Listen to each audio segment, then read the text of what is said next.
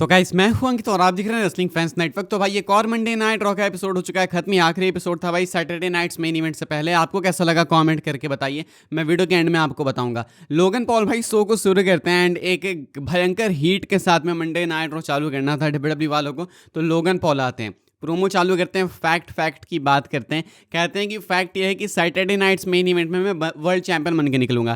कहते हैं कि फैक्ट ये है कि वो जो है भाई ग्रेटेस्ट हैं, लेकिन उनको एक्नॉलेज नहीं किया जाता है। ऐसे ऐसे करके वही अपनी नौटंकी बतियाते रहते हैं लोगन पॉल। इनको इंटरप्ट करते हैं भाई गुंथर अपीयर होते हैं। गुंथर ने चैलेंज करके रखा है जे उसो को। कहते हैं कि भाई देखो, मैं जो हूँ सिंपल इतना बताना चाहता हूँ कि मैं चाहता हूँ कि मैं जे उसो को फेस करूँ आगे जाके, बिकॉज एक पर्सनल लेवल ऑफ हेट्रेड है मेरे अंदर उसके लिए। लेकिन वो लोगन पॉल को अप्रिशिएट भी करने लगते हैं। कहते हैं कि मुझे लगता है कि ये लोग तुम्हें इतने क्रेडिट्स नहीं देते जितना तुम डिजर्व करते हो, शायद तुम ज़्यादा रिस्पेक्ट डिजर्व करते हो, ये वो करके। सोशल मीडिया इन्फ्लुएंसर हो, अच्छे रेसलर हो, बहुत सारी बातें कहते हैं भाई वो, एंड अप्रिशिएट करते हैं लोगन पॉल को। इसके बाद आगे कंटिन्यू करते हुए कहते हैं, बस लोगन पॉल खुश हो रहे होते हैं सुन के, लेकिन बीच में ही टोक देते हैं गुंथर इनको एंड कहते हैं कि देखो ऐसा है कि मैं चाहता हूँ कि तुम दूर रहो इस चीज़ से, वर्ल्ड चैंपियन तुम ना ही बनो, लेकिन अगर बन जाते हो तो मैं तुम्हें कच्चा चबा जाऊंगा, रिंग के अंदर खा जाऊंगा। एंड अगर नहीं बनते हो तो ठीक है, मैं जे उसो से चैंपियनशिप ले लूंगा। तो गुंथर ने भाई अपने इंटेंशंस क्लियर कर दिए एंड यहाँ से गुंथर निकल जाते हैं। इसके बाद गुंथर यहाँ से निकल जाते हैं, देन भाई रिंग के अंदर लोगन पॉल बचते हैं।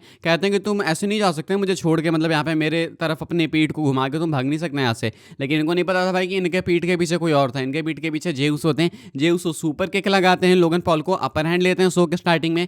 एंड उसके बाद जे उसो माइक पे कहते हैं कि फैक्ट तो ये भी है कि मैं तुमसे भिड़ूंगा सैटरडे नाइट्स मेन इवेंट में। कहते हैं फैक्ट ये भी है कि उसके बाद मैं गुंथर को फेस करूंगा सैटरडे नाइट्स मेन इवेंट के बाद। तो ये कुछ भाई ओपनिंग सेगमेंट अपना इस तरीके से एंड हुआ। एक अच्छा सेगमेंट था, मैं इसको अच्छा बोलूंगा, मुझे सही लगा। आपको कैसा लगा आप कमेंट करके बताना। देन इसके बाद भाई एड ब्रेक वगैरह आता है एंड उसके बाद जब हम वापस आते हैं तो बैक स्टेज देखते हैं कि पॉल हेमन जो है वो कन्फ्रंट करते हैं जे उसो को। वही बिट्रेयल वगैरह की बात होती है कि देखो मैंने बिट्रे नहीं किया, ये वो। लेकिन मेन पॉइंट ये था कि पॉल हेमन अपने इस प्रोमो के एंड में, इस सेगमेंट के एंड में क्लियर करते हैं कि तुम हो गए, लोगन पॉल हो गया या गुंथर हो गया, तुम लोग शॉर्ट टाइम चीज हो। मतलब तुम्हारे पास ये टाइटल आती भी है ना, तो ये शॉर्ट टाइम चीज़ है।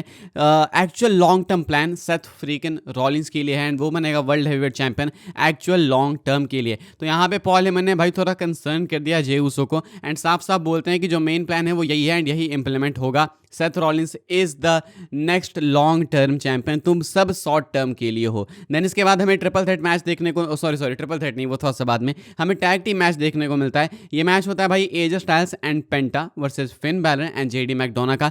एक बहुत ही अच्छा मैच, कमाल का मैच भाई। इस मैच में विक्ट्री मिलती है Finn Balor and JD McDonagh को, बिकॉज मैच में interference again L Grande americano की थी। इनका मास्क उतारो भाई, मास्क के अंदर प्लेट लगा के लोगों को पेले जा रहे हैं भाई। पेंटा के साथ इनकी भयंकर फ्यूड चल रही है एंड अभी पेंटा के साथ इनका एक फाइनल मैच होगा ही होगा, क्योंकि यहाँ पे भी इन्होंने कॉस्ट कर दिया पेंटा को। पेंटा एंड एजे स्टाइल्स एक बहुत अच्छे मैच में हारते हैं भाई।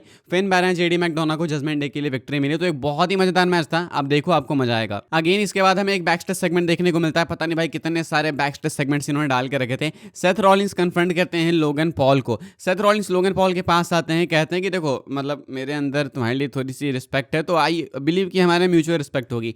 मैं ये बोलना चाहूंगा कि अगर तुम सैटरडे नाइट्स मेन इवेंट में चैंपियन बन जाओगे, जो कि मैं चाहता हूँ कि तुम बनो, क्योंकि तुम्हारे ऑड्स काफ़ी अच्छे हैं। तुम देखो यहाँ पे कि आज हमारा जे उसो जो है वो ब्रेकर को फेस करेगा एंड ब्रेकर उसको हर्ट कर देगा। तो या तो वो स्ट्रेचर से जाएगा यहाँ से, यानी तो हो सकता है कि वो कंपीट करने लायक बचे ही ना। अगर बचता भी हो तुम्हारे लिए काफ़ी ईजी मूव होगा उसको हराना। तो अगर तुम उसको हराते हो तो भाई इसके लिए तुम्हें मुझे क्रेडिट्स देने होंगे, क्योंकि मैंने ही ये सब अरेंज करा है उसका एक तरीके से इंजरी प्लान। तो कहते हैं कि देन तुम्हें मुझे अपॉर्चुनिटी देनी होगी इस टाइटल के लिए। लोगन पॉल थोड़ा सा उससे कन्विंस लगते हैं कि हाँ शायद ये एक सही डील है। कहते हैं सेथ रॉलिंस के हम लोग रेसलमेनिया 39 को रिक्रिएट कर सकते हैं, but this time with the WWE world heavyweight championship. इसके बाद हमें देखने को मिलता है भाई अपना ट्रिपल थ्रेट मैच। ये था Becky Lynch, Roxanne Perez and Natalia के बीच में। Women's WWE money in the bank briefcase के लैडर मैच के क्वालिफायर्स हैं ये भाई। तो ये ट्रिपल थ्रेट मैच इनका हमें देखने को मिलता है। एक ठीक सा मैच था भाई। यहाँ पे बेकी लिंच जो है भाई फुल हील दिख रही थी स्टार्टिंग से लेकर एंड तक, लेकिन लायरा वेलकैरियन ने बेकी को कॉस्ट ही कर दिया। नो डिस्क्वालिफिकेशन मैच था, इसलिए भाई मैच एंड नहीं हुआ वहाँ पे एब्रप्टली। रॉक्सन पेरेस को भाई एंड में विक्ट्री मिलती है जब उन्हें टैलिया को पिन कर देती है। तो रॉक्सन पेरेस भाई जा रही हैं women's money in the bank ladder match में। लोग ये चाहते थे एंड यही हो रहा है, तो इससे बेटर क्या ही हो सकता है। एंड यंग टैलेंट है women's money in the bank ladder match में, उन्हें डिजर्व करती हैं, तो ये आपको देखने को मिलेंगी इस साल के women's money in the bank ladder match में। देन अगेन एक और बैकस्टेज सेगमेंट, भाई खत्म ही नहीं हो रहे बैकस्टेज सेगमेंट्स, ठीक है। एक और बैकस्टेज सेगमेंट होता है भाई अपना सेमी ज़ेन एंड जे उसो के बीच में। सेमी ज़ेन आते हैं जे उसो को बोलते हैं कि देखो मैं जान रहा हूँ कि तुम्हारे अराउंड बहुत सारी चीज़ें चल रही है, गुंथर को टाइटल चाहिए, लोगन पॉल को चाहिए, सेथ रॉलिंस से आज तुम ब्रेकर को फेस कर रहे हो, लेकिन मैं इतना तुमको बोलना चाहता हूँ कि तुम सेथ रॉलिंस के बारे में मत सोचना, वो जिम्मेदारी मेरी है, मैं उसको निपटा दूंगा, यू डोंट वरी। इनकी इन बातों से मुझे लग रहा है भाई ये पक्का बिट्रे करेंगे जे उसो, सेमी ज़ेन जो है वो जे उसो को बिट्रे करेंगे एंड सीएम पंक को भी करेंगे जब भी इनको मौका मिलेगा। सो आई फुल बिलीव कि ये होने वाला कब होगा, मनी इन द बैंक में या सैटरडे नाइट्स मेन इवेंट में देखना होगा, या फिर किसी मंडे नाइट रॉ में। फिलहाल भाई सेमी ज़ेन ऐसे कंफर्ट लेवल पे लेके जाते हैं जे उसो को बोल के कि मैं सेथ रॉलिंस को संभाल लूंगा। सेमस एंड ग्रेसन वॉरर का हमें मैच देखने को मिलता है एंड जीतना तो सेमस को था ही था, पता था, लेकिन देखना था कि ऑस्टिन थ्योरी क्या क्या करते हैं। ऑस्टिन थ्योरी के चैंट्स लग रहे थे भाई, और पता नहीं मुझे ऑस्टिन थ्योरी के चैंट्स आरसीबी जैसे क्यों सुनाई दे रहे थे। बाद में इन्होंने ऑस्टिन थ्योरी मेंशन किया तो मुझे पता चला कि अच्छा ऑस्टिन थ्योरी, तो ऑस्टिन थ्योरी भाई बहुत ज़्यादा मजे ले रहे थे मैच में। एंड में ग्रेसन वॉरर मैच छोड़ के भाग रहे थे, लेकिन ऑस्टिन थ्योरी नहीं उनको रोक लिया कि अरे नहीं तुम कंपीट करो। एंड सेमस उसके बाद भाई इनको बहुत बुरी तरीके से पेलते हैं, वो 10 बीट्स ऑफ द वो जो भी ठीक है तो वो लगाते हैं सेमस। एंड उसके बाद जो है ऑस्टिन थ्योरी हंस रहे होते हैं वहाँ पे, मजे ले रहे होते हैं ग्रेसन वॉरर की कुटाई देख के। तो ये जो है भाई एक अच्छा टीज है, बहुत जल्दी इनका ब्रेकअप होने वाला है। वैसे तो हम लोग काफ़ी टाइम से बोलते हैं, लेकिन अब दिख रहा है हमें टीवी पे सब कुछ दिख रहा है। देन इसके बाद बास्केटबॉल प्लेयर टाइरस आते हैं भाई एक इंटरव्यू के लिए। मैं ज़्यादा इनको अटेंशन नहीं देना चाहता बिकॉज आई थिंक ये एक स्टूपिड चीज़ है रेसलर्स का टाइम लेके इन सेलिब्रिटीज़ को देना, जो कि ऑलरेडी लाख गुना फेमस है अपने WWE रोस्टर से। तो मुझे लगता है कि ये बकवासी चीज़ है, लेकिन यहाँ पर अनाउंस होता है कि WWE 2K25 में होने वाले हैं। साथ में भाई अपनी प्रेडिक्शन भी देते हैं, कहते हैं कि मुझे लगता है कि जे उसो जीतेगा। एंड हमें पता चलता है कि जे उसो लोगन पॉल मेन इवेंट करेगा सैटरडे नाइट्स मेन इवेंट को।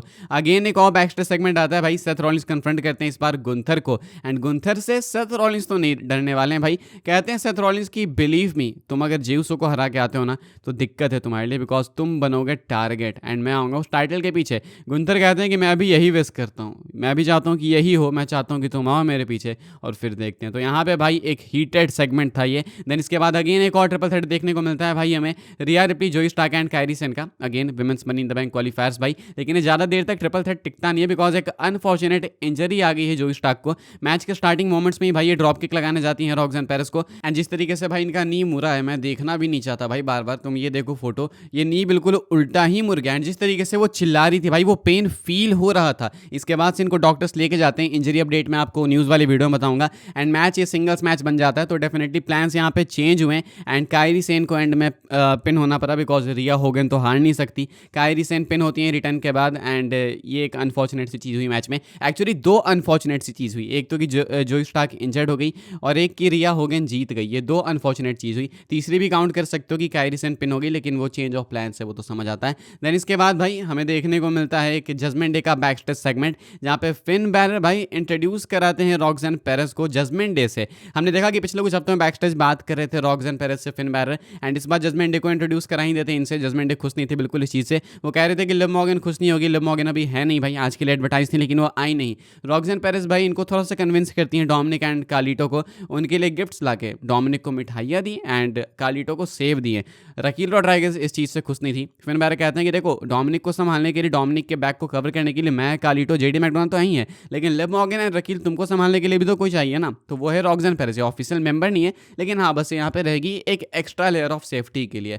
तो ये अभी एक एंगल चल रहा है, देखते हैं भाई क्या होता है। फिर बैलर टर्न करने वाले हम सबको मालूम है, तो ये उसका ही सब कुछ पार्ट है। देन इसके बाद बारी आती है भाई अपने मेन इवेंट मैच की, यानी कि जे उसो एंड ब्रेकर का मैच। नॉन टाइटल मैच था ये। यहाँ पे जो मेन मोटिव था ब्रेकर का वो ये था कि जितना हो सके डैमेज दिया जाए जे उसो को, ताकि लोगन पॉल के लिए ईजी हो, बाद में जाके लोगन पॉल सेथ रॉलिंस को अपॉर्चुनिटी दे दे वर्ल्ड चैंपियनशिप के लिए। डैमेज वो देते हैं बिल्कुल भाई, ब्रेकर हैं तो डैमेज देंगे ही। एक स्पीयर लगाने जाते हैं, वो वाला मूव बहुत अच्छा लगाया जे उसो ने, उसको काउंटर करके सुपर किक लगाया जे उसो ने। एंड उसके बाद जब मैच अपने एंडिंग मोमेंट्स में था तो पॉल हेमन माइंड गेम्स खेलना चालू कर चुके थे। रिंग साइड एक्सल में इन्वॉल्व थे पॉल हेमन, इंटरप्ट कर रहे थे भाई बार बार और डिस्ट्रैक्ट कर रहे थे जे उसो को। रेफरी ने हर बार मिस किया, एक दो बार जे उसो बच गए, लेकिन एक बार जे उसो के पैर को ही पकड़ लिया था पॉल हेमन ने। उसके बाद जे उसो आते हैं हेमन के पीछे। हेमन ऐसा दिखाते हैं कि हाँ मैं भी फाइट करूंगा एंड इसका फायदा उठा के आते हैं सेथ रॉलिंस। सेथ रॉलिंस का जो पैंट है भाई वो भी काफी लूज था, कुछ एक्सपोज भी हो गया था। सेथ रॉलिंस आगे अटैक करते हैं जे उसो पे, ब्रेकर अटैक करते हैं, 2-on-1 हो गया था। देन आते हैं Sami Zayn for the save. Sami Zayn आते हैं लेकिन वो रिंग के अंदर घुसने की हिम्मत नहीं कर रहे थे बिकॉज जे उसो को ऑलरेडी इन लोगों ने साइड पीट के हटा दिया था,